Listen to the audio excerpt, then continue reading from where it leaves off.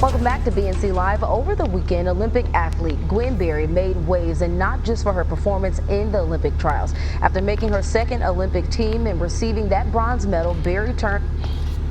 Shalom, Brother Kabad back in that GMS lesson. GMS keep pushing. Before I go any further, I give all praise, honor, and glory to the Heavenly Father's only begotten Son, Yahweh, Ba'ashim Yahushai, Ba'ashim Rakak Badash. Double honors to our apostles and elders of Great Millstone for teaching us his truth according to the Bible and rule well. I know Shalom, all the sincere Akims throughout the four corners of the earth, pushing this truth through diligence and sincerity. I know Shalom, all you sincere followers, believers of Yahweh, Ba'ashim Yahushai. Alright, not just hearers of the word, but doers as well, you men, women, and children. Shalom. Alright, and not quite sure what I'm titled this lesson. It's a 6-minute video, and you know, the Jake woman is going in on, you know, pretty much how Esau's a liar. You know, he set her up with this whole national anthem thing, and you know, I'm not quite sure what I'm entitled this lesson, but the video is 6 minutes, and at the end of the video, the interviewer from the news station, all right, he quotes Hosea 4:6, letting you know that our people, you know, they know about this truth, man. You know, they definitely know about this truth. This truth is out, man, and Jake is waking up, you know. But we're gonna play the video and grab a precept here and there, and Lord willing, it's edifying.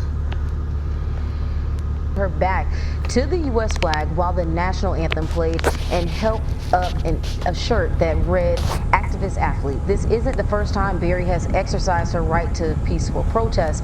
After winning gold in the hammer throw at the 2019 Pan Am Games, Berry raised her fist, for which she was sanctioned. She says it cost her thousands of dollars, sponsorships, and affected the stability of her career. But this time around, she's calling it a setup. And athletes have already been barred from staging protests during the Tokyo Olympic Games, and yet some are still choosing to use the platform to stand up for what they believe in. BNC's Jimmy Marlowe right here alongside next to me. Thank you very much, Brittany. So a long list of awards and accolades. She's been an American track and field athlete who specializes in the hammer throw and is ranked 6th on the all-time list. She also holds the world record for the weight throw set in 2017. Now, she's joining me now to respond to the backlash that she is facing. Everyone, please help me welcome Olympian Gwen Berry. Thank you for joining us here on BNC Live. Thank you for having me. So first of all, congratulations on securing a 2nd spot in the Olympics for the 2021 Tokyo Games. But following the media ceremony that you broke rank with the other athletes, and you draped an activist athlete shirt over your head during the Star Spangled Banner. Explain what happened in those moments, because, you know, a lot of people have a lot of different scenarios, but we want to hear from you on this platform. Tell everyone what was on your mind during that time. Now, take note, she has her head covered, as Israelite women are supposed to. You see? She has a little head wrap going on. So, you know, our people know about this truth, man. As the Jake here on the left is the one that quotes Hosea 4:6 at the end of the interview, but let's continue. Well, originally we were not even supposed to be on the podium during the singing or the playing of the national anthem. When we were back in the call room, the directions were that we were going to be introduced to the crowd before the anthem was going to be played or after the anthem was going to be played. No one made any mention or any notion that we would be on the podium or had to be on the podium during the singing of the national anthem. I want to make that clear. Those were our directions, either before or after.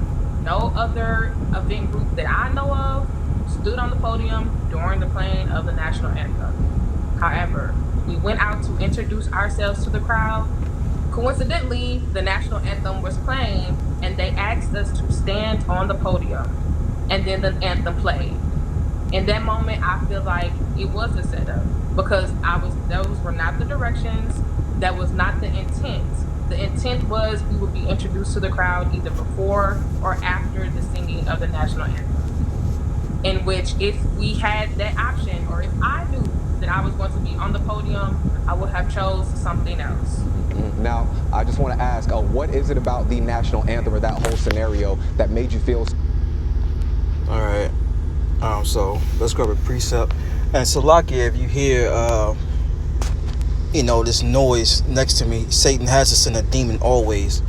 I'm sitting here at work in the parking lot at work, and this fairy alphabet boy comes and parks right beside me, blasting his techno music, man. But that's Satan. But anyway, the show must go on. So, matter of fact, I hope it doesn't close out. Let's go to let's see here. What is that? Okay, it's still there. Let's go to Psalms, because Esau's a liar, man. This dude, man, say one thing and do the next. This is Psalms 58. It says in 3, the wicked are estranged from the womb. The wicked is Esau. You can read about that in Malachi, the 1st chapter. The man, woman, and child. It says the wicked are estranged from the womb. They go astray as soon as they be born, speaking lies. You see? That's the MO of this of the so-called white man. Okay? And the scriptures tell us in the book of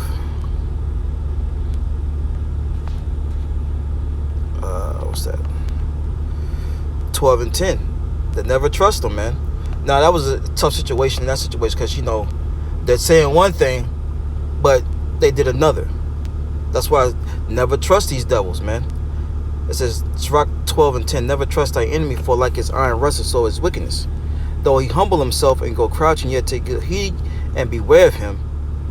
And thou shalt be unto him as if thou hast wiped a looking glass, and thou shalt know that his rust have not been altogether wiped away. Right? So keep your eyes on this devil, man. Oh, we're gonna do this, we're gonna do that. What's that scripture?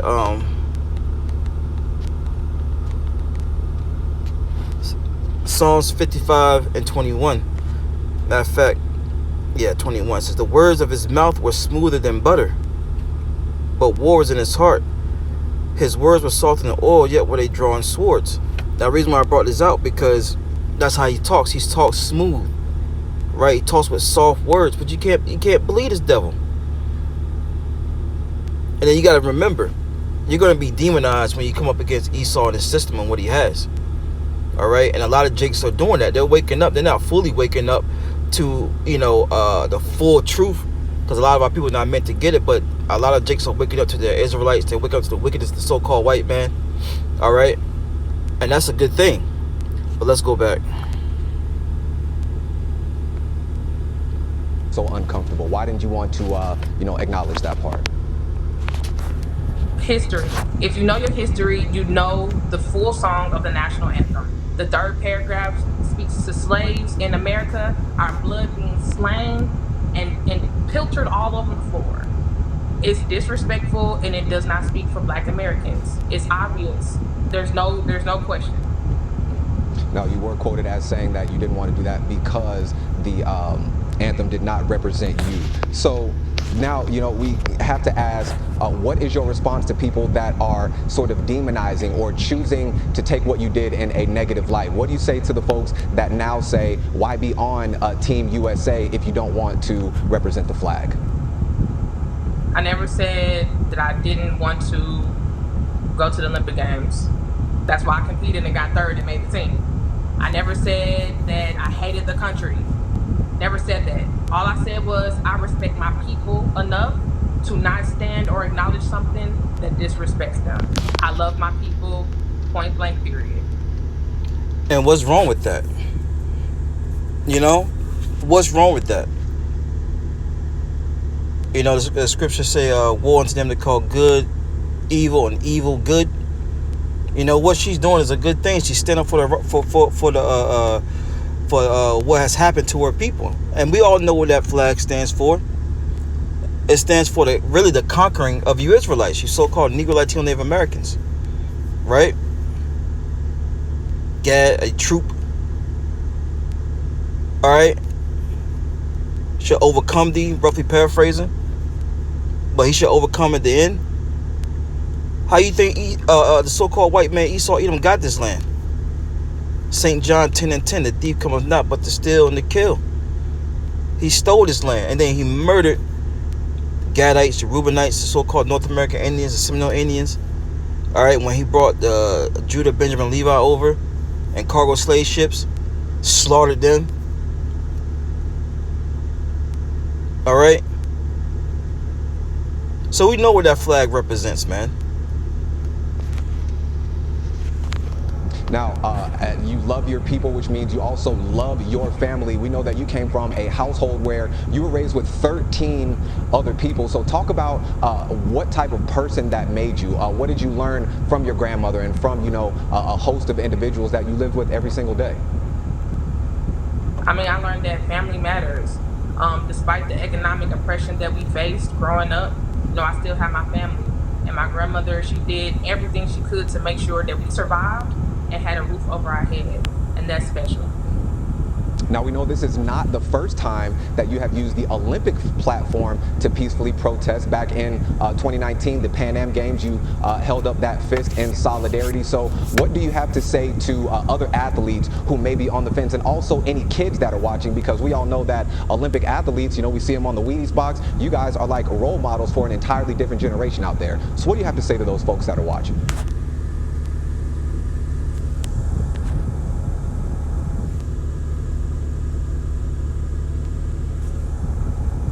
All right, you guys, it does seem that we have had some technical difficulties and we lost Miss Gwen Berry's shot, her shot right there, but we did hear her say what was on her mind. She did not say that she did not want to go to the Olympics. She did not say that she hates America or any of the sort. So I'm glad that we were able to give her this platform and really eradicate some of the ill thoughts that are out there about Miss Gwen Berry's actions. And just listening to what she said she was standing up for her people. She was like, that anthem doesn't represent who we are as black people. So she felt the need that she said, you know what, I feel like I was set up and I'm going to stand for it at this point.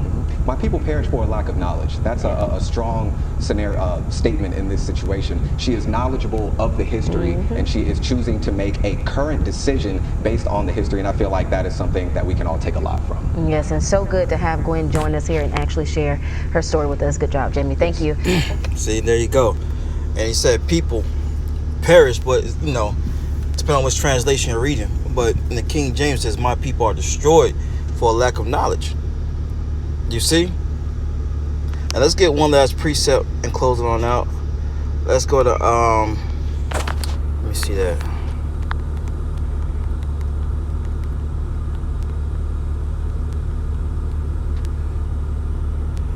All right, this is this is Revelation 11:11. After 3 days and a half, the spirit of life from Yahweh entered into them, and they stood upon their feet. And that's what we're standing upon our feet now. Okay? Preaching this truth on the highways and byways throughout the four winds of the earth. Start with our head apostles and elders of great millstone on down. And great fear fell upon them which saw them. And who is that talking about? It's talking about these elites. That's why you see everything, moving in rapid speed, the prophecies. Now they got to come down with their NWO. Now they got to come down Revelation 12:12. And they're scared, man. They want to make a move so bad, but they're scared. But the point of me bringing this preset out is that, they're demonizing her, right, for standing up for righteousness, and that Jake is waking up. Jake is waking up, man. And great fear